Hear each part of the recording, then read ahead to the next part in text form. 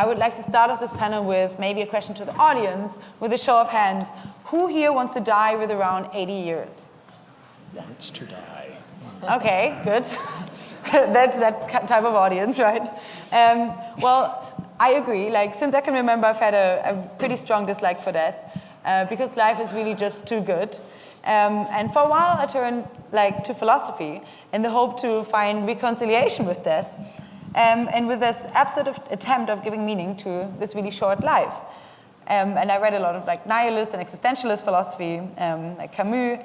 And most recommendations in these texts were usually along the lines of, well, continue to live in the face of meaninglessness, or accept the absurdity of life, but live against it anyways. And in all of these writings, death was kind of seen as a given, right? It was seen, and the only changeable factor seemed to be one's attitude towards it. And luckily, I eventually discovered transhumanist philosophy, and the idea that death is a medical condition that can be overcome. And transhumanism doesn't really resort to the depressing strategy of taking the catastrophe of death as a given, and urges one then to lower one's expectation. But it rather constructively asked, okay, what would it take to overcome this given? Nick Bostrom's Fable of the Dragon Tyrant says this, where he says, stories about aging have traditionally focused on the need for graceful accommodation. The recommended solution to diminishing vigor and the impending death was resignation coupled with an effort to achieve closure in practical affairs and personal relationships. Given that nothing could be done to prevent or retard aging, this focus made sense. Rather than fretting about the inevitable, one could aim for peace of mind. But today we face a really different situation, right? While we still lack effective and acceptable means for slowing the aging process, some at least, we can identify at least research directions that might lead to the development of such means in the foreseeable future. So these deathist stories and ideologies, which really counter our passive acceptance, are no longer harmless sources of consolation. They are now fatal barriers to urgently needed action. And Bostrom really urges us here to swap the fatalistic recapitulation for seeing death as an arbitrary barrier to a potentially much grander life. And because seeing barriers as barriers really allows one to move them away, right? So for me, this personally meant I signed up to cryonics, and I cryonically preserve some of my stem cells, not all of them. Calorie restriction for me doesn't work so well in the US, but intermittent fasting works really well. So I would like to spend this panel really talking about this paradigm shift between deathist and the more long-term view of life. And then once that switch has been flipped, like for many in this room already, what can we do to get there? And I'm really beyond excited to have Aubrey de Grey, Sonia Arrison, Kevin Perrott, and Max Moore here. Thank you so much for coming. Thanks a lot.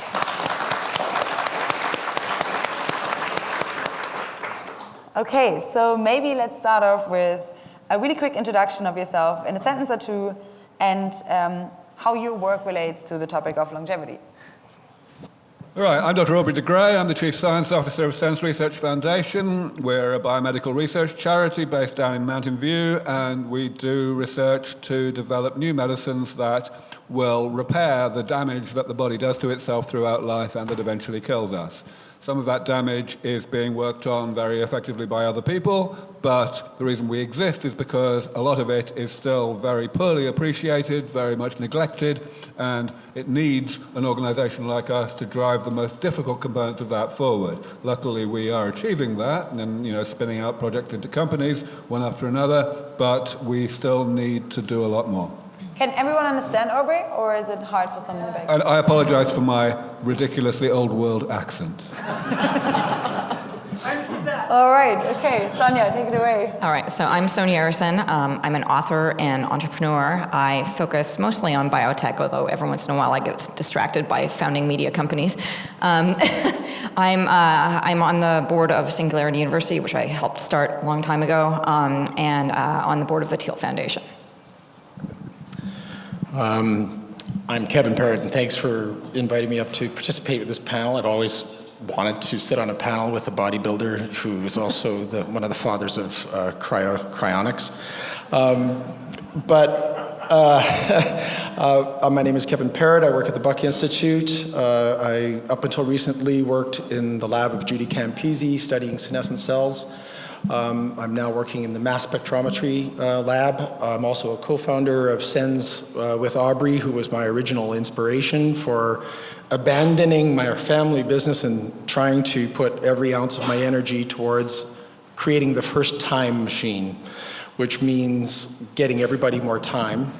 And when I took a look at the health technology development system, it's very easy to despair, but I've decided to try to use what I can to bring like-minded people together of various visions and various resources so that we can synergistically get things done faster. So if you have any ideas, and I should just take a opportunity to say the Buck Institute is having an AI machine learning application to aging on the 14th of December, and I'm looking for all the gurus of AI, wherever you may be, who might be interested in attending. So come and see me later. If you share this with me, I'll put it on the index, and then if you go on Thank you. existentialhope.com, then, please. Max. Yes, as some of you know, I'm Max Moore. I've spent a lot of time early on working on transhumanism and building up that philosophy as a replacement for those ridiculous nihilist philosophies. There's a whole worldview, which I'm sure we'll be talking about, that is causing us a huge problem that, as we've mentioned already, people make acceptances and excuses for death and aging, and we have to really break through that. And I've really spent my whole life in one way or another doing that. What I've been doing for the last 7 years is running the Alcor Life Extension Foundation, I like to say the world's leading cryonics organization, because there are so many of us, not really that much competition. We're based in Scottsdale, Arizona, and I'd be curious, how many people here have arrangements for cryonics? How many people here are what? Shame. Very few of you. Signed up to be Okay. Well, we'll talk a bit about why you should, and by the way, I have information with me if you're tomorrow to sign up. I can tell you why. Okay, yeah, we'll Okay, talk let's about talk why. about that. Because there's really good reasons to do it. So I'll talk a bit more about that later, and be happy to address any misconceptions, because there are a lot of them around, and why this is really a good plan B. I'm all for plan A. I want to make that very clear, because being stuck in a vat of liquid nitrogen just sucks. But It's the second worst option, right? Yeah. I mean, it's a bit better than sitting in the ground, being eaten by worms and bacteria, or being shoved into a giant oven. That really, really sucks. So I don't want to be put in cryonics, but if it's the only way to do it, then I think that's a good backup option, and you never know when you might need it. So that's what I'm doing right now, but I'm also practically doing anything that the research says you can help. I was in a clinical study last year to regenerate the thymus gland, still waiting for the final results.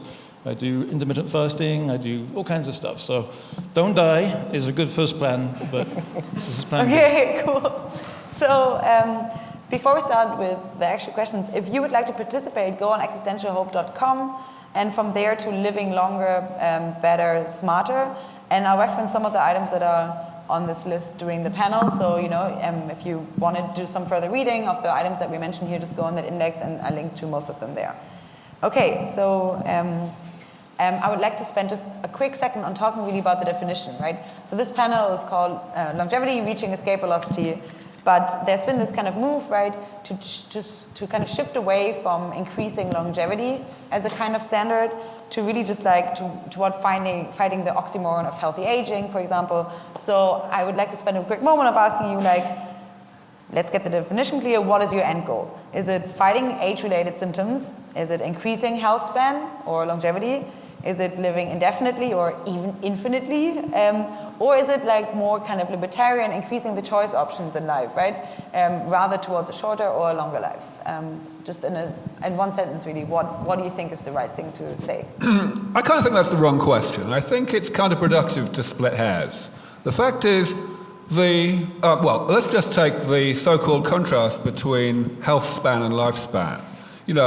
A lot of my colleagues in the biology of aging get terribly sanctimonious about that these days. They say, oh no, we're not interested in longevity, we're interested in health span, which kind of projects the assumption that this is some kind of trade-off, there's some kind of alternative. Now, of course, today there is a trade-off because lots of the things we enjoy doing are bad for us, But the fact is, we all know perfectly well that at the end of the day, what we're working on is the development of technologies which will allow health span to confer lifespan, allow them to go together.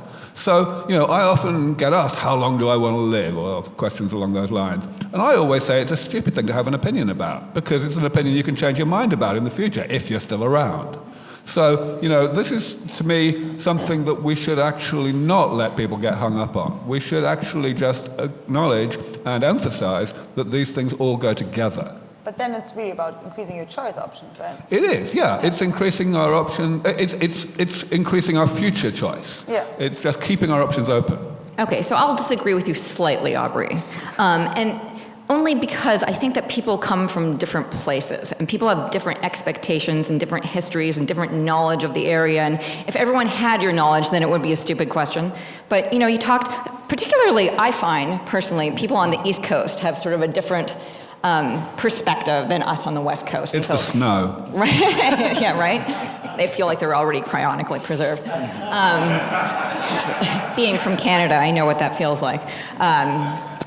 So, I think that when you talk about longevity with somebody, let's say from the East Coast, they think, oh God, that means I'm going to live a really long time and I'm going to be sick for like 40 years or something. And they don't like that. And so for me, it makes sense to talk about health span, because that's what more people understand, because they want to be ultimately we all want to be healthier. That's what longevity means to us. But I'm not sure that's what longevity means to other people, so.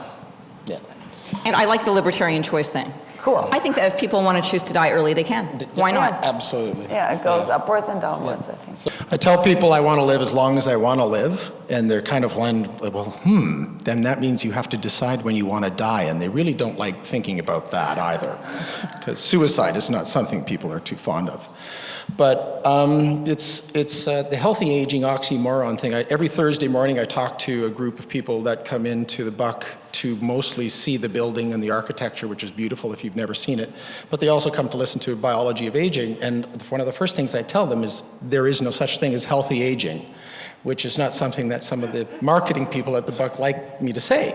But it is certainly the truth. It's an oxymoron, because the first way we can deal with a problem is by naming it and pointing at the enemy. As long as you're putting lipstick on a pig, you will never be able to actually address it as the medical problem it is. So I agree with them that health is the most important thing, but we got to stop putting graceful, healthy, we could call it optimal, or as good as it gets, or whatever.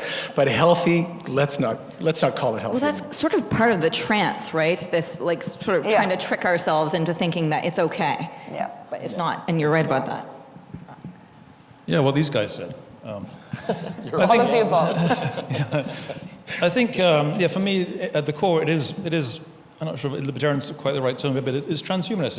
It's the idea of giving people that choice. We're not trying to force anybody to live longer than they want to. You can check out anytime you choose, but again, it's a matter of choice. And one problem is a lot of people don't really appreciate that choice. They say, well, you've all heard this so many times, like, what would I do with all that time? Oh, I get bored. It's as if I'm asking them to sit down right now and plan out the next 1,000,000 years on a to-do list. Like, okay, what will I do in year 1,527,241? That's stupid. You don't have to plan the next 1,000,000 years. How do you know you're going to be bored? Give it some time. Give it a chance. Maybe you're just a boring person, and you need to deal with that first of all, because maybe you don't really want to live even another year if you're really just a boring and bored person. There's going to be so much to do. There's things we can't even think of, and I bet all of us here can probably sit down right now and actually list stuff that will take us several thousand years at least just to have fun with and experiment with and learn.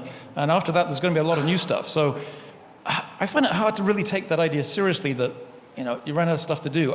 It's got to be a rationalization, because people can't be that stupid. Surely, I don't know. Maybe they are. I just want to say one more word, and this is really largely in order to make the day more interesting, because this community, the one danger that we have when we have meetings like this is that we all agree with each other already. So I thought I would try to pick a fight just for fun. No, we don't. And I'm going to pick it with regard to the libertarian choosing when to die thing. I'd like you to raise your hand if you think that suicide hotlines are a bad thing. Right. I'd now like you to raise your hand if you would label yourself a libertarian. If you would what? Label yourself as a libertarian. All right. Now, I think there's a problem there. Because the fact is, the purpose of suicide hotlines is to change the minds of people who want to die soon, even though they're still healthy. Now, I think that suicide hotlines are a good thing, and I also think, though I have never rung one, that when you do ring one, the first question they ask you is probably not your date of birth, so that they can put the phone down if you're over 75. Well, but are suicide hotlines for people that are healthy, though? Right. Are they, though? Well, of course, you see, if someone wants to die, then in a sense, they're already not healthy. Yeah. But are they curably not healthy? Yeah, okay. No, I get that. I mean, I do think that life is I think we all want to live longer because life is so precious, right? But I also think that, if someone has had considerable time, right, and especially I'm talking about euthanasia, with the terminal ill disease, it shouldn't be as hard as it is here. It's really not helping anyone. Absolutely. Right? Terminally is the critical word, though, isn't it? If we can fix what's wrong with you, we seem to be fairly happy that we can and that we should. Yeah, there's a really interesting article that makes a point against euthanasia and against increasing choice options. It's on the index, and it basically says that increasing your choice options is not always a good thing because in putting a new choice on the table, which in this case is euthanasia, you're kind of forcing the person that is in that kind of conundrum of whether to do it or not, kind of more towards that choice, even though their preference might have otherwise been a different one. Because now that they have that choice of euthanasia on the table, they think, oh, if I don't choose it, then it's now an active decision rather than staying alive by default, and maybe they don't want to burden anyone in society. I do think that's a valid point, but I don't think it's strong enough to just cut euthanasia off all of, just like that. Okay, well, so we already touched on one of kind of the myths, right? This kind of boredom myth. And I would like to take a few minutes to kind of do some myth busting here on what are kind of some bad arguments that you've come across really against increasing your longevity or against fighting the healthy aging oxymoron. And I think the bottom one was an interesting one, right? Where it says well, you'll be bored living so long, and you'll run out of things to do, right? And everything that can be discovered will be discovered eventually, and what are you going to do then? And I really don't think it's true. I'm rather worried about the opposite. So I think with every day more that I live, there's new books out there that I want to read, and it's not I'm reading them at the pace that they come out, or even at a higher pace. No, they come out at a higher pace than I could possibly ever hope reading them. So the gap between all the things that I possibly want to do in life and the things that I'm actually doing just almost goes outwards. So I'm rather worried about the longer I live, the more I will want to do and the less I'll actually be able to do. So rather the opposite, right? So what would you say to someone here? Yeah, that's kind of a weird thing, but I kind of understand. So it's like saying, well, I don't really want to have a choice to live longer because I'll get further and further behind in my attempt to know everything there is to know and do everything, and I just can't stand it. It kind of reminds me of I think Nietzsche said this, kind of a parody of Kant, I think. His argument against God existing was that if there were gods, I can't stand not to be a god, so therefore there are no gods. It's kind of that kind of logic in a way. So it's tough. You're just going to have to put up with it. You're never going to know everything. You're never going to read every book. I know I had that same feeling. It's really irritating. Can't we just put the world on hold and let me catch up for a few centuries? But no, you can't. Okay. You know what I think the thing behind all of that is? Since we're wondering why it's happening. I think it's sort of the static versus dynamic mindset, where they kind of, people who have the view that they'll get bored look at things like it's not changing. There's not a whole bunch of books coming on the market. There's not a whole bunch of stuff. And they just look at this snapshot in time. It's the same reasoning that underlines the argument that, oh my God, what about all the people who are day laborers? They're going to be day laborers for an even longer amount of time, and they hate that job, and they're going to be stuck in that job forever. As if nothing changes, as if the workforce won't change, as if, things won't happen, right? More of the same. And this is a very serious problem for us, actually, as a movement, because I think a lot of people tend to be in that static mindset rather than in the dynamic mindset, and that's why, exponential thinking is a big deal, and, all of these types of things, so... Just thought I'd point that out. Yeah, I echo that very much. I think that we all got to remember all the time that our main purpose in getting this done is not just talking to each other and doing what we do in our daily lives, but talking to the rest of the world that don't get it. And I think really what Max just did there is something that we can all learn from. I think that we can give the same old perfectly correct, perfectly persuasive to us answers to these questions day in, day out, and they will continue to just go in one ear and out the other as long as people don't want to hear that the future is actually looking rather good. No. The thing we need to do is to get people out of the mindset, and getting people to laugh at the irrationality of their position, to laugh at themselves, is really a very powerful tool. I agree. I think a comedy about aging and the existential angst and all of that is potentially one of the most useful tools in getting people who are sort of not thinking about this rationally.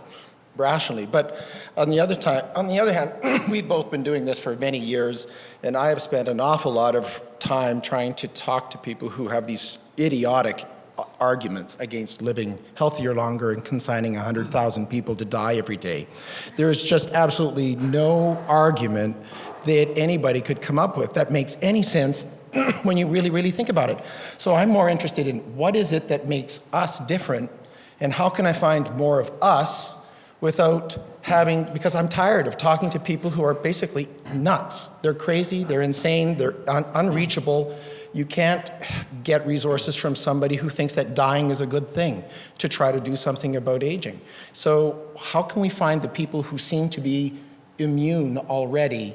And because I'm not a triage person, I don't want to be a psychologist. I don't want to counsel people bent on suicide. I want to find people who have resources, who are interested in applying them to this problem, because we all win, including if we win, if we can get this done at all. So I don't want to argue with anybody anymore. Okay. I'm tired of it. I wish there was, I wish 23andMe had a test for neophilia, or people who like life and think there should be, and it feels to me like there must be some kind of gene or set of genes, because I find it, people say, how do you get into this? And I say, I don't really know. I was interested in life extension while I was still a teenager, when I was like 15, and I thought death was a real problem, and I can't really explain it. It's just there, and it seems natural to me. When someone introduced the idea of cryonics, and they said, well, what do you think of that? And they explained it. I said, well, yeah, that makes sense. I didn't have to be persuaded. It's really hard to understand why people are so difficult to be persuaded, because it should be really obvious. They give these reasons, which I think are largely rationalizations, and you've got to kind of dig at them for a while, politely, but challenge them and try and find out what is the real concern here, because I think people say stuff that they don't really mean a lot of the time, like, shut up, there's something else going on. It's interesting that you bring up mental health, Kevin, because I actually think this is one of the biggest, that is our biggest crisis of all time, because I think there are a lot of crazy people out there. Crazy from that perspective, crazy from, others' perspectives. And, as an investor, some of the things that I'm investing in, I'm doing a lot of biotech stuff, but mental health is actually one category I'm focusing on. And when people ask me why mental health is part of that, it's like, well, this is a longevity play. Mental health is a longevity play, because all of these, there are way too many people who need help, actually. Yeah. So one point that that relates a little bit to the one that what you just mentioned on, well, how can we find these people that have already been persuaded but that might not really know about it, right? So here's one thing how I think you might be able to seek them out. Go to, I think what is so interesting is that people who are interested in longevity are probably also going to be interested in AI. They're also interested in many other areas that kind of relate to each other, right? And I think, for example, what the effective altruism movement did really well is kind of find people that already care about the same things and see and tell or show them how all of these things are related, right? They're all part of this bigger cause of this long-term one vision, which is why we have such things as this Vision Weekend. So one thing that I was wondering about, why has the EA movement not really been woken up yet to death, right? Why is that not the effective altruism movement? Why has that movement not really been taken into account death as a cause, right? Yeah, I can tell you that. I can give a good answer to that, because I have talked extensively with leaders in the EA movement, and I have a fair idea of what they think, or at least what they say they think. Some of them are really on board. So Peter Singer, for example, as soon as he came across my work, he became very enthused. He wrote some very good stuff supporting this. Holden Karnofsky, on the other hand, has always been very much at the end of the spectrum that says, well, high-risk, high-reward stuff, if you could evaluate the risk-reward ratio well, then sure, let's do it. By the same kind of utilitarian logic that we would use anywhere else.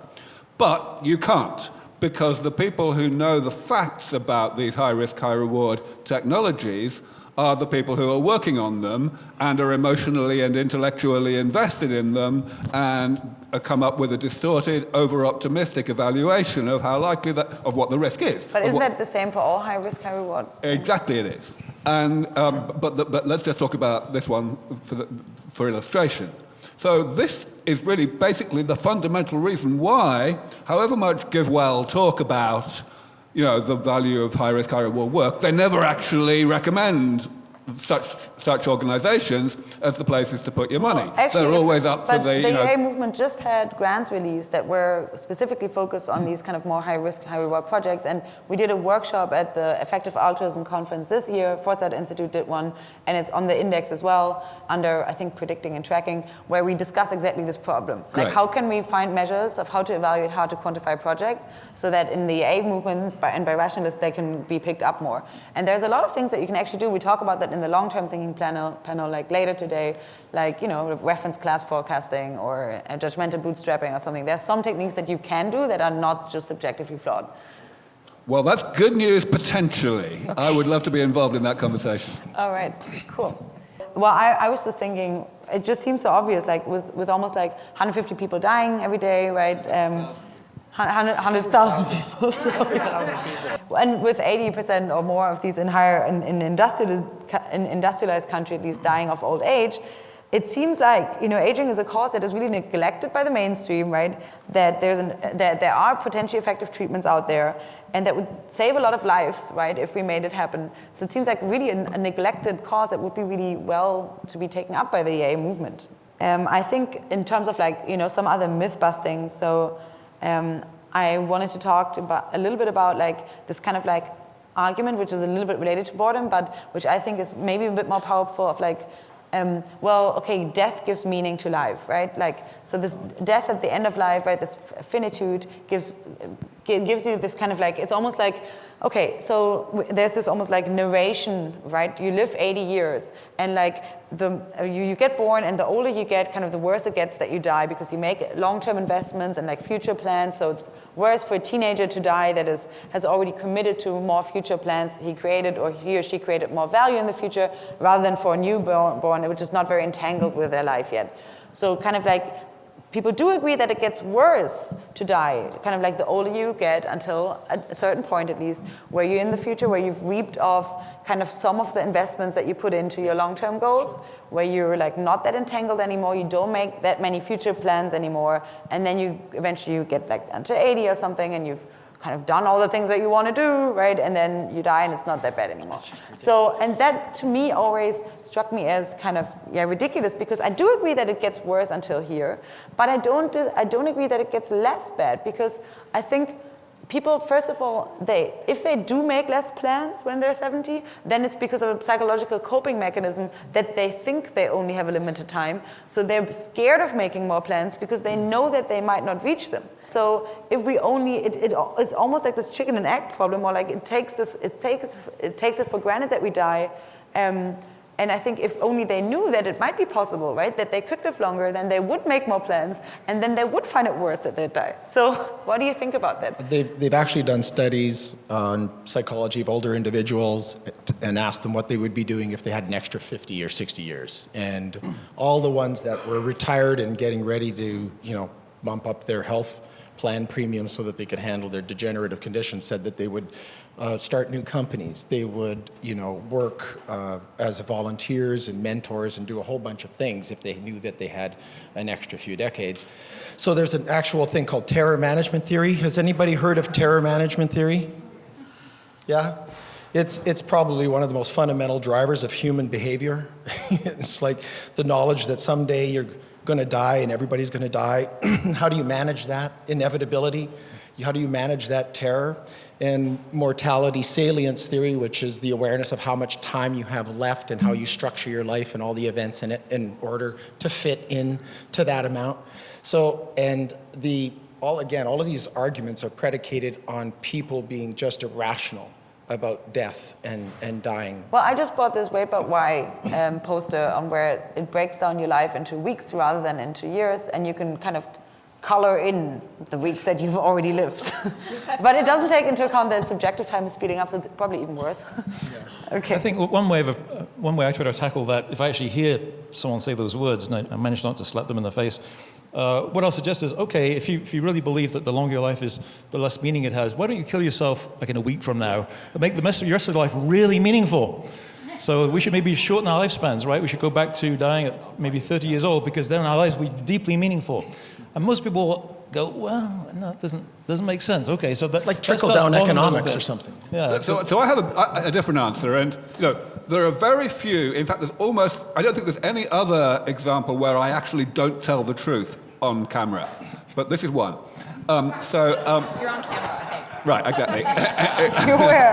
I kind of knew that. What I actually say when people give this kind of bullshit is that we're not fixing death. We're only fixing the predictability of the time frame of death, right? That, we all know that there's no way, unless we have radically better medicine, that anyone's going to live beyond about 130. And therefore, the question we have to ask ourselves if we're saying death gives meaning to life is it death itself, or is it simply the knowledge of roughly how soon death is going to come along?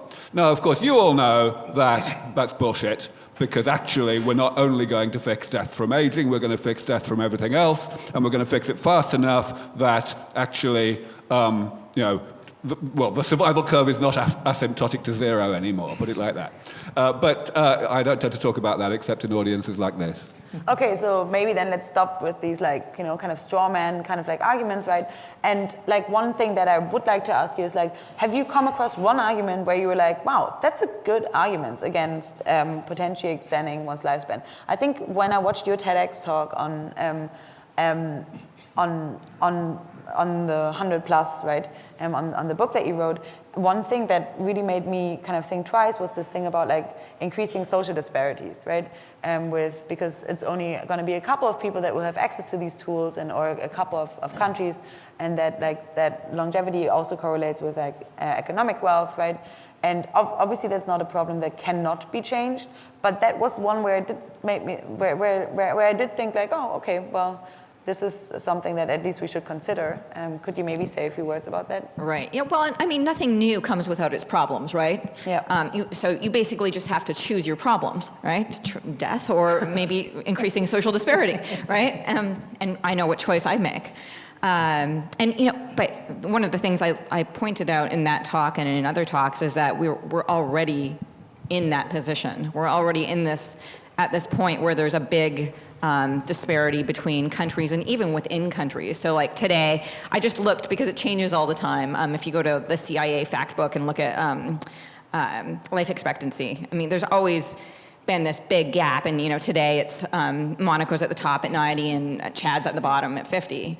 So there's a 40-year gap in between the highest life expectancy and the lowest life expectancy in the world. And that's roughly how old I am. That's my life, and so that kind of puts it in perspective for me. I mean, that's a lot of time, and that's going to grow, right? Because we know that the wealthier countries will get the technology first. And so the question for me, I think that really matters for world stability and social stability is how quickly will the disparity grow quickly, or will we be able to manage it? And I think the answer to that is reliant on the fact, how quickly the technology gets rolled out, right? And so the question is, will biotech be more like information technologies where it rolls out really quickly and cell phones kind of went everywhere really fast? Or will it be like traditional biotech where it's got a lot of hang-ups and there's a lot of problems and it takes forever to roll out? And in that case, there'll be a huge gap, right? And then we're going to have big problems. And you could argue that today maybe some of the problems we have are because of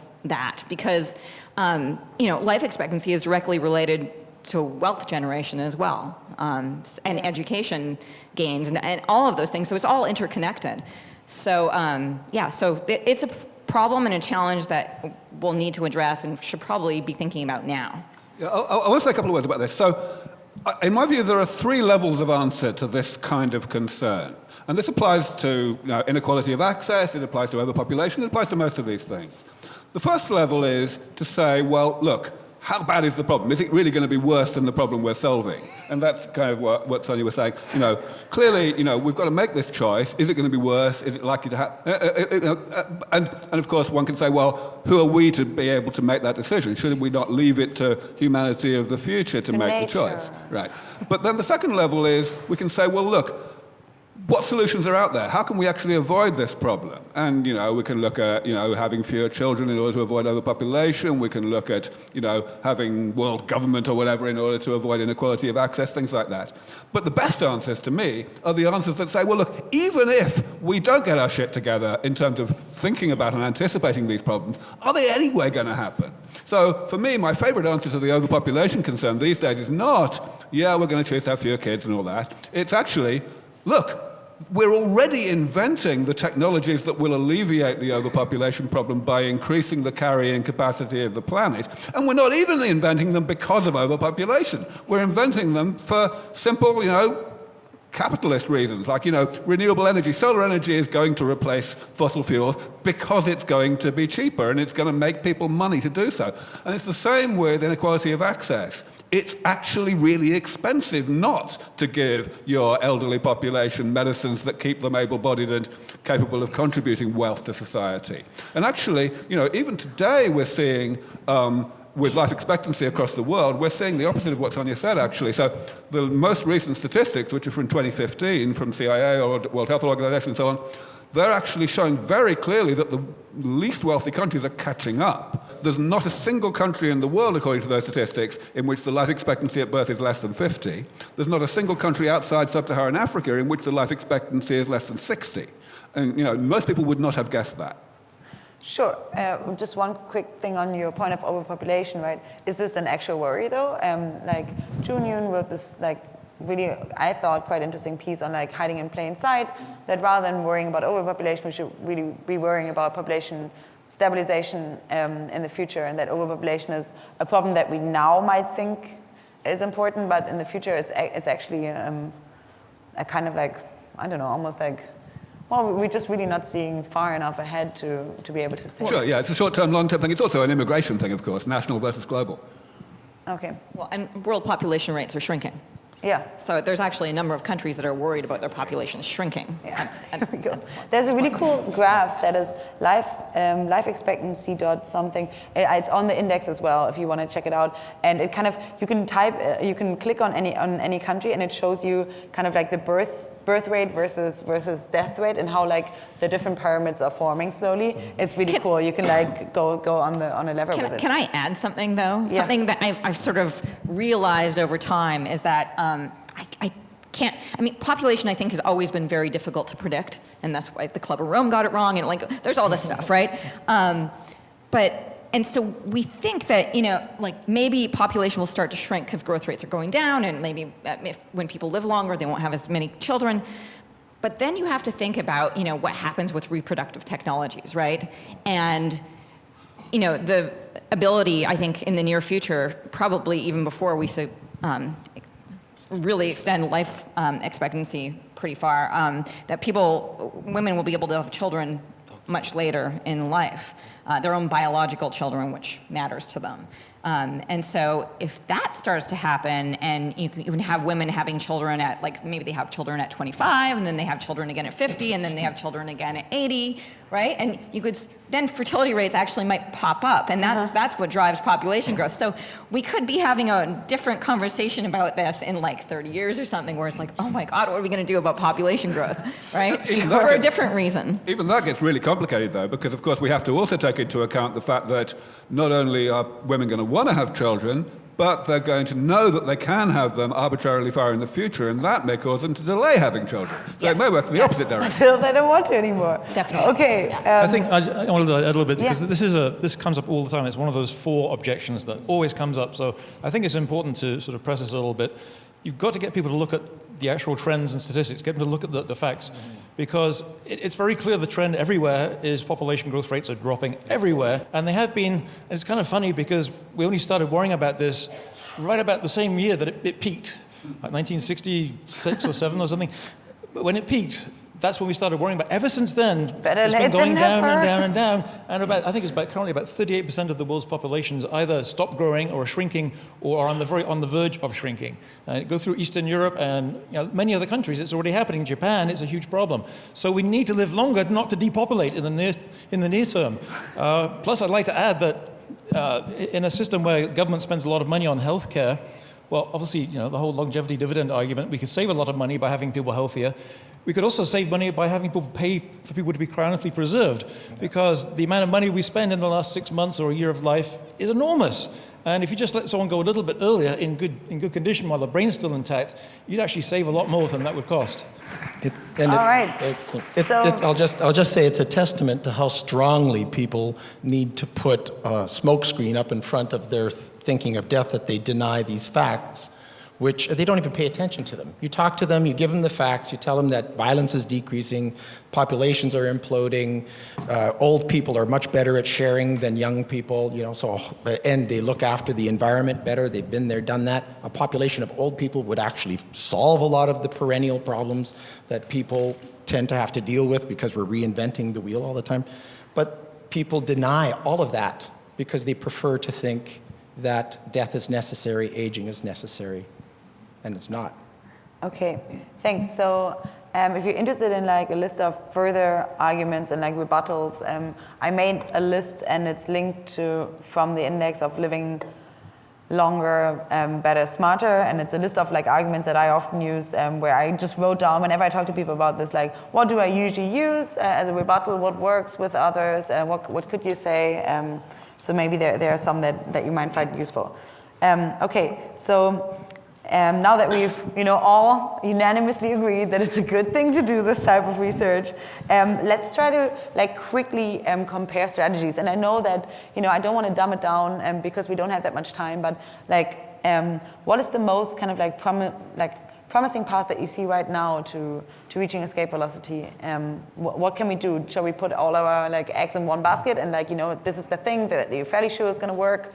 Or should we spread it out? What is research that's under the radar? And what is research that is currently still being clinged onto that you think is really just never going to happen? I think that we absolutely mustn't put our eggs in any one basket. When people ask me about timeframes for reaching escape velocity through the work that we do, through the boring wet stuff, I always say I think we have a 50-50 chance of getting there within about 20 years, so long as the funding is adequate in the near term, but that there's at least a 10% chance of not getting there for 100 years. So if we look at the other technologies that people are trying, uploading and so on, that are, in my view, a lot harder, then I'm absolutely delighted that there are people working really hard on those things, whether or not they're doing so because they don't believe I'm going to be in time, because the fact is I might well not be in time. I think diversity is absolutely critical. I agree with not putting all your eggs in one basket. I like the idea of wetware, though. I would like to stay in my own body. Yeah. So that's what I'm looking towards. Yeah, and I like the idea of clearing senescent cells, which originated with Aubrey. So I'm thinking that it's a distributed thing, it's an ecosystem thing, it's an environmental thing. It's going to be very difficult to predict what it is that's going to be, but the most important ingredient is the passion and the mind and the intelligence of the people who want to do this. If you talk to artists and musicians who work for pennies but create beautiful things, they are driven to do these things. And those are the people I want to find, are those people who just have to do this because they have no other choice. And when you arm and give those people resources, you are going to come up with amazing things. If you have to convince somebody, beat them over the head and pay them $1 million a year and make sure that they're at work on time, you're going to have a tougher time of coming up with answers. So I don't presuppose a particular set because there's so many things that need to be done. So it's people rather than strategies? Yeah, yeah, definitely. Brains. We need brains. Brains, cool. Brains while they're still in human bodies for now. Yes. Okay, Max. Yeah, well, I'm not going to agree with everything you said there, but I would kind of add if the question is, should we put all our eggs in one basket, there is no basket, like from the Matrix, right? There is no spoon, there is no basket. We don't know what's going to solve the problems. Maybe it'll be AI, maybe it'll be biotech, maybe nanotechnologies, all these things we don't know. So we don't even know what the basket is. So let's fund everything. Let's stop spending money on stupid stuff and put more into all of these things. And I think we made a very good point too. You can't restrict it because people do what they want to do, what they're interested in doing, and what they're good at. So you can't say, oh, let's only do this, because it's not going to work that way. They're just not going to do anything if you give that. That's the only choice. Yeah, that's for sure. Yeah, we haven't really answered the second half of your question, which is what are people doing now? What are people spending money on that isn't worth it? Yeah. So I've spent a lot of my time over the past 20 years explaining why geriatric medicine is a waste of time, essentially why it's never going to work. Why? Just in a sentence. Basically, because it's intervening too late in the game. You're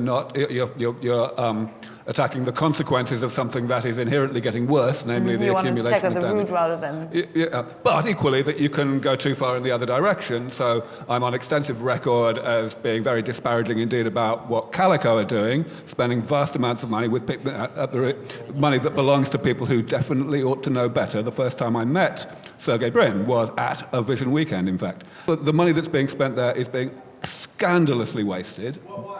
Oh, basically because they are completely ignoring everything that we already know, because they have decided that we don't know anything, and just to carry on doing basic research forever. But often not, like, knowing that you don't know anything is a good thing, right? Knowing what you don't know is good. Knowing that there are things that you don't even know that you don't know is also good.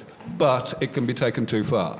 The problem is that basic scientists and technologists have very different mindsets. Basic scientists are all focused on finding out how nature works. And manipulating nature as a result of what they have found out is kind of not their problem.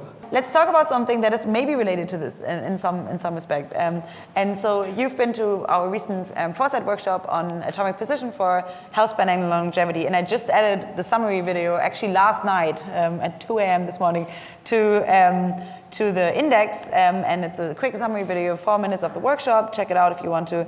And there it became really kind of clear, to me at least, that what researchers that were present at that workshop thought was the biggest bottleneck to advancing the science that they're doing.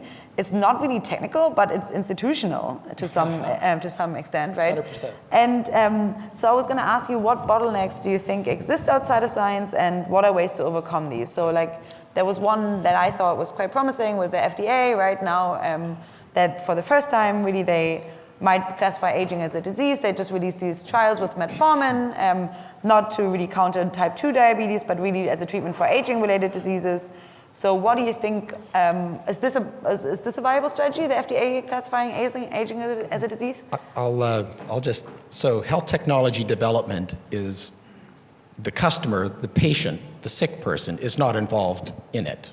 And that is the major problem, because it's a whole bunch of healthy people making decisions on behalf of the sick with no sense of the same sense of urgency that the sick have. So it's the wrong business model to begin with. And so we really need to change how science is done, starting with the way data is collected, because as soon as a piece of data is measured, that measurement should be available to everybody, especially if it's paid for with public tax dollars, to use to put, forward. It is simply the biggest roadblock in advancement is ignorance, lack of education. If you don't have information, you can't make a different decision. So having data from an experiment and in a lab book in the bottom of a cabinet for 3 years while they work for another 4 years on the paper, which will then take another 15 years to develop a drug and multiple billions of dollars. This is a completely unworkable system. We need to get around it. We need to break it. We need to fix it. We need to do something. So the FDA is definitely the problem, and the regulatory is definitely the problem. Okay. Part of the problem. Any other bottlenecks that you see that are institutional? For example, I don't know, like I think one that is more maybe in the community of science generally is like sharing of research, right? Data. Sharing of data that even of like experiments that have gone wrong, right? There's no incentive to do that. Especially really. the experiments that have gone wrong. Yeah, because especially you don't want to, right? you don't want to learn do from those those, experiments. but like again. there's no incentive to share that really. I think there was one project at Stanford, like Open Data or something it's called, where they're trying to incentivize people to share data from experiments that have gone wrong. There is an exception, actually, a rather important exception, relevant one. And this is really, we have to give credit to Bill Gates here for making a lot of the difference here. A lot of the money that comes from the Gates Foundation is predicated, it's conditional on sharing data much more than normally happens in academia. Sharing data with your ostensible competitors before publication. Sean Parker has done exactly the same thing with the Parker Institute, which focuses on cancer immunotherapy. We need much more of that. We're not going to get it from the government because the government are limited by how fast they can change things, but wealthy individuals who are putting serious philanthropic money into any of this kind of work they have examples to follow now, and these are things that we should be talking about more. Yeah, I think another nice example was Jun Yoon, who will be on a panel later, right? He just donated $1 million to the Palo Alto Longevity Prize, and this prize is actually now being merged to the National Academy of Medicine Aging and Longevity Grand Challenge. And this is with the National Academy of Medicine and Aging. So here, this is a nice example of how a private initiative, that he took, got now really being picked up on by the government, and that is now really being transformed to something greater. So maybe prizes are a good tool here to use. I don't know, have you come across anything of breaking these bottlenecks to innovation? I'll just say that one of my most hopeful things for sharing of data is blockchain. Because if the machines that produce the data can blockchain the data before a human has a chance to muck with it, and you can blockchain it, then the provenance of the data is guaranteed. The person who generated the data is guaranteed to get the credit, and the pharma companies and other people who rely on accurate data will be guaranteed that this data is the real thing. And it could be immediately accessible. So we need to change our system to to enhance transparency and that's the behavior we need to motivate and reward. Okay. Blockchain can do it. Blockchain can do it all. Good. Yep. Stay for the Apparently second panel. It can do it all, but they can definitely do that. Okay. All right. So this is kind of more about the institutional bottlenecks, but I can't help it. I read a piece that Geoffrey West wrote recently. I'm sure you know him, so it's a quick technical question that I have to you. It's kind of off topic, but I can't help it because it really it struck me as kind of convincing to some extent, where he basically says, well, if you know the physics, you can calculate the kind of maximum life expectancy of an organism because you know the forces that are acting on that organism, right? And so he says, well, it's not an accident that small mammals live shorter than large mammals, and you can basically give me the size of the mammal, and I can calculate you the maximum life expectancy. And he says something similar, right, about humans, right? That there might be a maximum life expectancy, and that even if we try to kind of tinker with that by improving repair or having less damage come in, these are the same having these strategies are the same strategies. They rely on the metabolism, and by tinkering with the metabolism, you might then come to kind of a situation where you have a much less pleasant life currently, right? Because it's all kind of connected to metabolism as the main thing. So you could maybe live longer, but you wouldn't actually have a very nice life because you might be tired all the time, right? So what do you say to that technical objection? Yeah, okay, so I don't really want to criticize Geoffrey because he doesn't say really too egregiously wrong things, but let me criticize some other people who say similar things. So yes, it's completely true that as of today's world, in the absence of medicine that works, we have a limit to how long we're going to live. So does any other animal, because all animals are set up to tolerate a certain amount of damage in their bodies before their performance starts to decline and eventually fail entirely, and that damage accumulates exponentially. It's just it's just a fact of physics rather than a fact of biology. However, the idea that medicine can't change that is completely wrong. The idea that medicine that messes with metabolism can't change it is probably correct. That if we try to somehow clean up our metabolism to slow down the rate at which our bodies inflict damage on themselves, then we are going to inevitably have unintended consequences, inextricable consequences that mess up things that we like about the way we live. Things that are required to keep us alive and to keep us healthy and happy. However, that's not the only type of medicine. Medicine that intervenes one step down road from there and actually repairs the damage that the body is inflicting ongoingly, periodically, so as to keep the overall load of damage lower, is completely different. It takes account of the window of opportunity that we have, where damage exists, but it's not sufficiently abundant to be bad for us. And this is really the essence of what I started to say 17 years ago, and which has now become relatively orthodox and mainstream, but it is extraordinarily painful how hard it is to get people to accept this. And what's even more painful is the fact that respectable academics who should know far better are still going out there and allowing perfectly innocuous work to be misrepresented and distorted in a sensationalist manner that essentially says we can't do anything about aging just in order to get high-profile publications. It's an absolute scandal. Okay, so it's rather like that kind of problem than the research problem. All right. And then Max, because I am really a big proponent of cryonics, so I was really glad when you accepted to join this panel, because I really think that cryonics really doesn't get the time of day, right? And I was going to ask, well, first of all, like, what got you into cryonics, right? It seemed like, you were involved with the extropianism before, right? And so was it just like a natural extension of like, okay, how do I make this philosophy, how do I put this into practice? Or how did you get to Alcor? I guess the way it happened was that when I was a teenager, I couldn't talk to anybody because they all thought I was kind of odd, that I was interested in things like going into space and living longer and upgrading the human brain, and that was just odd. But then through the Libertarian magazine actually, I found that there were these other strange people meeting at Imperial College London once a month to talk about exactly these bizarre topics. And so I went down to meet with them, and that became something I did every month for the next few years. And right at the beginning, I think they'd fairly recently come across cryonics, and they're getting the magazine that we still produce today, and they kind of shoved it at me and said, what do you think about this? And what about just preserving the brain? Just hoping that I'd sort of say, oh, no. They were trying to see how hardcore I was. And I just, well, yeah, obviously, that makes sense, yeah. And I kind of vaguely knew what do you think, brain or whole body? Because I'm whole body, and many of my friends are brain. I think brain only makes perfectly good sense until and unless we reach a state where we can actually cryopreserve somebody with basically no damage and make it truly reversible. Then it might make sense to keep your body, especially if you think you're going to come back fairly soon. But I'm thinking it's probably not going to be before I'm pretty old if I need it at all. And then if you're going to have to regenerate the whole body, why take along a piece of crap like that?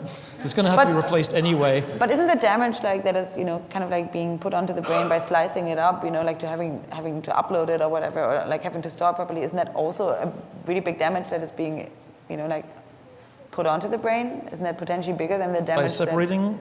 No, this is damaging the brain by doing a separation down here. It's not doing any damage to the brain. Okay, but like later, what are you going to do with the brain later, right? You probably preserve it better because you can optimize for the brain rather than worrying about optimizing your little toe and everything else. You can focus on the brain. There's also some practical advantages. If you are here in California or Florida and you die, as we call it today, on a Friday afternoon, you've got a bit of a problem because you have to get the health department to issue a transit permit, and that means you're probably going to be sitting on water ice for a couple of days unless we get really lucky. Whereas if we can do a neuroseparation here, it's considered a tissue donation, and we can get you out without any delay. So if you are signed up, by the way, as a whole body member, I recommend that you explicitly tell us it's fine to take me in two pieces. Get my brain over to Alcor as soon as possible and cryoprotect it, and bring the body later if you can. So I should really change from whole body to brain, you think? Or just allow us to do that if circumstances make that necessary. Yeah. Okay, so like in terms of brain, and this might be a little far out there, but I've talked to some recently about like, okay, so if your brain is like in one cryo facility, right, like you're not really spreading the risk, right? Like you have your egg, your brain in one basket in one cryo facility. Is there a way of maybe slicing up the brain in a way that it could preserve enough, like not half maybe, but in a way like, and I actually mean this, right? Is there some kind of potential of like preserving parts of the brain in a way that you could extract some value information out of it? So if you like take this example of like, like your mind really as a book, like how many pages do you have to rip out until you really like can't get the story together anymore? Because then, you would definitely increase the chances of you not being all yourself when you're being brought back together. But on the other hand, you're also not storing all of your parts in one cryo facility. That seems to me like one centric like vector of attack that, or like, some one risk which should be decentralized? Well, I wouldn't really recommend splitting a brain in two and storing them in different places. I think that's probably a bad risk, but I mean, sure, if you really want to, we can make special arrangements, but I wouldn't recommend that. There's very little we can get out of the brain right now, and I think we can get more out as time goes on. I mean, we do CT scans now, so we get kind of a very high-level view of how well we've perfused the brain. It doesn't really tell you anything about the personality. I think as we get better and better scanning technologies, we might actually be able to store useful information, but we're nowhere near doing that right now. We can do it with very, very thin slices of tissue. There might be some non-invasive way of actually getting real useful information about the brain structure, which you can then read out and that'd be a backup. And I think the trend we have now towards recording everything is very helpful, because in many cases there is going to be damage. There's going to be significant damage to the brain. It's just going to happen in many cases. And so the more data we have about how you lived your life and what you were like, let's record your whole YouTube history, your whole Facebook history, all the conversations if you start wearing a camera and taking photos every few seconds, that data could be used to interpolate the missing data in your brain structure. So I think those things can all work together, and I think at Alcor we're trying to do more of that in the future, where we actually have a place where you can gather this information. And then tomorrow in your session on cryonics, right? Why cryonics makes sense. Give people a brief outlook. What can they expect there if they attend that session? Well, it depends on who's there, I guess, and what kind of questions they have. So but I would really like to see tackle a sign-up session. I would like to, yeah, I have paperwork for people to sign up, either as an associate member, which is like $5 a month, there's no excuse not to do at least that, or for the full sign-up to answer all questions. Anything you've heard about why this can't work, I want to address that. One YouTube video I'd like to especially mention, there's this, a lot of you probably know this guy, this physicist, Michio Kaku. He did a piece on cryonics and why it didn't make any sense. And he, of course, is a complete idiot, just like most people who comment on the subject. I guess he thought, I'm a really smart guy, I'm a physicist, I don't actually need to do any research before I comment on this subject. So I'm just going to say stupid things like, ice is going to blow up the cells and blah, blah, blah. So I did a rebuttal on YouTube. And I linked to the rebuttal. I have 4 times as many views as he does now, which is satisfying. So shut up, Michio. I did actually challenge him to a debate, which of course he didn't respond to. I also said he's welcome to come visit Alcor and see how it actually really works. But again, I guess he's got nothing to gain by admitting defeat. Why do you think that is? 2 years ago, I organized a TEDx on paradigm shifts, and I wanted to have a cryo talk on there, but it was really hard to get that through with the TEDx organization, right? Because cryonics is still kind of considered. It used to have this kind of I did some research, and this kind of bad PR period, right, for a pretty long time, and I wonder how does that affect your work right now at Alcor? This kind of initial doubt, this kind of suspicion that there's some kind of scamming scheme going on, and how can we best fight that, right? Is it best to start this whole new kind of movement where you really look at the hard science and say, okay, this and this is how it should work? How can we kind of take cryonics out of the fangs of its kind of more bad PR past, if you want to say so. The PR is actually getting better over time. And if you look at how things were in the past and how things are now, we have a lot of good PR. We get really good stuff on science shows, and more and more major articles, some ones are popular in this area, are giving us very fair treatment. So it's getting better. And knowing a little bit about what's going on behind the scenes, I see cryobiology, professional cryobiologists are getting more and more friendly towards cryonics. I can't always name some names here, but for instance, it's written into the bylaws of the Society for Cryobiology right now that if you're involved in cryonics, you will be banned from the society, which means you can't publish and so on. And I hear on reliable internal information that probably is going to quietly disappear from the bylaws, and that the current leadership is actually quite sympathetic. And we see all the other areas coming together. We had Dr. Peter Ree, who is doing research, I'm not sure if this has started yet, but basically he's taking people with gunshot wounds who you couldn't normally operate on because you'd bleed out too fast, and he's chilling them all the way down to 10 degrees C, which gives you about 4 times as long because of the slowing of metabolism.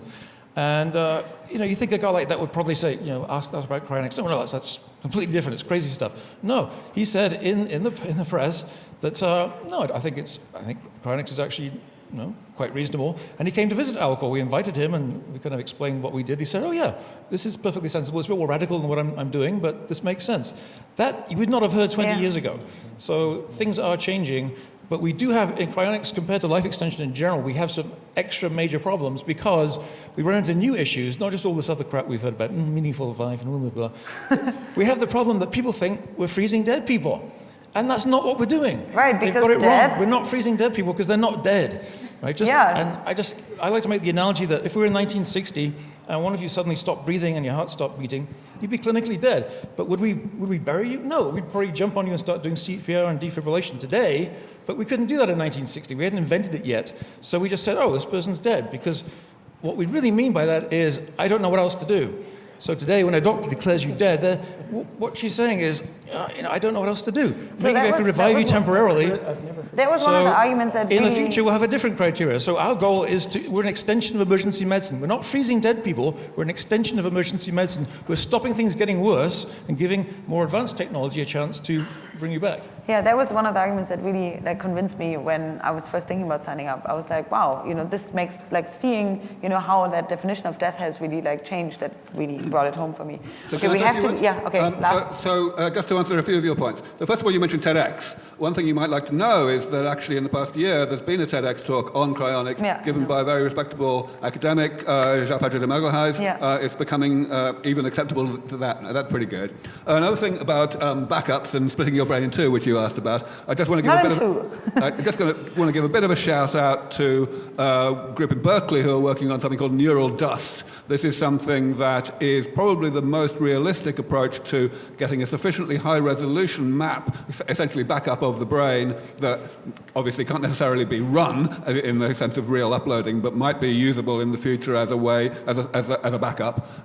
It's kind of related to the Neuralink work that Elon Musk is much more famous for, and they've hired a lot of the Berkeley group's people, but I think actually the neural dust approach may be more realistic. Finally, you mentioned having a sign-up session tomorrow. I think that's a fantastic idea. 10 years ago, I was having a chat with Ray Kurzweil and about the future and found out that he wasn't signed up. And I looked at him so incredulously that he got embarrassed and shortly afterwards signed up. So let me embarrass the person sitting on my left, who I saw that coming. Who is another high-profile person who most people here would have guessed is already signed up. I'm sure she can explain. Okay, give her a moment to answer this. Well, I'm in the minority here, I can tell. I just think that there's a lot of problems with it. I'm sorry. I don't want to make too strong an argument against it just because I feel like maybe that should be a different panel, or it will be a different discussion. I think tomorrow. it's great that you're in the minority on cryonics. This is unusual.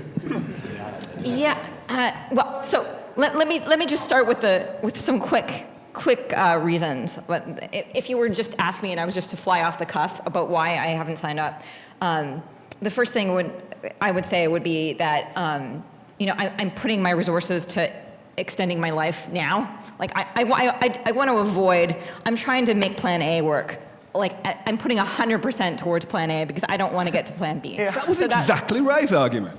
Right. So. Well, yeah, and I guess it depends on how much you think Plan B will be effective in the future, right? And so my assessment of that Plan B is, I'm not that excited about it. I think there might be other Plan Bs, like the neural dust, and there will be other types of Plan Bs, and that's not my choice for Plan B. So, and then you could go even further and say, well, there's all these identity problems that would happen, right? But that's an even sort of bigger philosophical argument. So, I'll just stop there. Well, cryonics is often called, the second worst option after death, right? So I think there is a small probability right now, but it might still be better than none at all. I'm signed up, have been for many years, and I don't see it as a real feasible thing. I don't think it's going to do anything for me. I have incredible doubts. I'm 99.999% positive that my brain would not be revivable. But the 0.0000001 that it is what I'm. And also the entertainment, being able to tell my parents I'm going to cut their heads off. It's good that we don't It's really, really, really fun. It's good that we don't have to revive you right now. That's the biggest payoff. Way too pessimistic. Okay, unfortunately... You're way too pessimistic. We'll talk about why. Yeah, unfortunately, we have to close the session now. We've already gone a little bit over time. What I do want to do is finish up sessions by kind of reinstantiating your future visions. Aubrey's was, in 2030, we will have reached escape velocity for longevity, looking back melancholically but pitiful at the time when aging was a fatal disease. Max, yours was, in 50 to 100 years, we'll say, what were people thinking? People who were nearly viable, barely dysfunctional, were put in an oven or buried under the ground when they could have been put into cryopreservation. Here we go. Kevin, I made yours up. I said befriending aging is like Stockholm syndrome. You did say that, so I just thought that the one thing I want to say, now. the one thing I want to say that is really amazing to me is how many people here like their mothers and fathers? Are they still alive? Would you like to save their life or just yours? And is there even a possibility that, because I never hear anybody saying they're doing this for their parents, which is actually too bad. I'm signing my sister and my dad up for Christmas this year. Well, that's great, but it's too bad, because even if you're the most selfish person in the world and you only want it for you, saying to other people you want it for them means that if it happens for them, you automatically benefit from it, so you kind of win all the way around. Okay. But nobody says anything about their parents. All right, Well, thanks. okay. And then we have Sonia's vision with scientific advances that allow for true repair of human bodies will usher in a cultural revolution more significant than any other before. And I would really highly urge you to talk to Sonia about her book. It's also linked to from the index, and she has she's done some there's some really interesting things that she's discovered while digging into how we might actually live if we live up to 100 and beyond. Thank you so much to the four of you for making time today for this. It's been